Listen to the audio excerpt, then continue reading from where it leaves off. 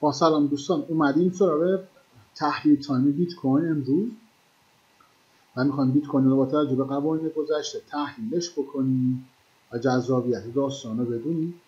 اون خط گنفنی بود که از قبل کشیده بودیم و حالا سفر بزرگم که بهتر باشه. یه تایم فریم 1 ساعته زیگزگ رو فعال کرده بودیم. قبلا از اینجا یه گنفن کشیده بودیم و می‌خواستیم نسبت به این گنفن واکنشش رو ببینیم. اومده این بالا که قبلا بوده اتفاق از این بالا ریخته، اومده تو اینجا گنفن از اینجا نتونسته بشکنه. بزرگش بکنم اومده به این خط یه شادو زده. این قانون داره که اگر بیاد بیت کوین شادو بزنه یا اصلا کلا یه ارزی یا فرق نمیکنه سهمی شادو بزنه، میتونه تیپی براتون بذاره. باشم عرض میکنم اگر بیت کوین شادو بزنه یا سهم شادو بزنه، میتونه بیاد یه تیپی خوشگل براتون بذاره و نسبت به این تیپی چیکار کنه شما واکنش نشون بدید. یعنی چطور؟ یعنی بیای و بگی که آقا من میخوام مثلا این یه پوزیشن لانگ بگیرم، میای از اینجا تیپی اول خط اول خط دوم تالی میکنی و استاپ هم میذاری زیر شادو. معمولا نمیخوره. اگر نگاه کنی ریسک واردش 5 و 6 خیلی جذابه. و اگر همین اتفاقو بیایم برای اینجا در نظر بگیریم، اومده خورده بالا شادو خورده و برعکسش اتفاق بیفته، یه پوزیشن شورت به ما بده، نتونسته بشه. حالا من اینجا رو کاری ندارم، از اینجا وارد میشم پوزیشن شورت، تیپی خط اول خط دوم و استاپو میذارم بالای شادو. معمولا به این راحتی نمیخوره. دوباره این 59 به شما تیپی میده.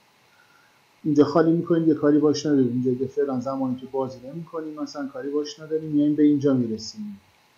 اینجا من دوباره شادو خورده و یه پوزیشن شورت دیگه اینجا بهت میده. من اینجا وارد بازار میشی، این سبزه شادو رو استاپ رو میذارید بالا، تیپی خط اول و نهایت خط دوم که شادو داره. زودتر هم میتونی خالی بکنی. دوباره از همینجا یه پوزیشن دیگه بدید دفعه میده و این دفعه به یه پوزیشن لانگ میده. پایین خط به این راحتی نمیشکنه، میدونی بازار به اینجا وارد بازار میشی، تیپی خط اول و نهایت خط دوم شادو هم که زیر استفاده هم زیر این شادو میذاره. یه پوزیشن دوباره تقریبا 20 وارد 4. دوباره اینجا میتونی پوزیشن دیگه بگیری، اینجا پوزیشن شورت باشه.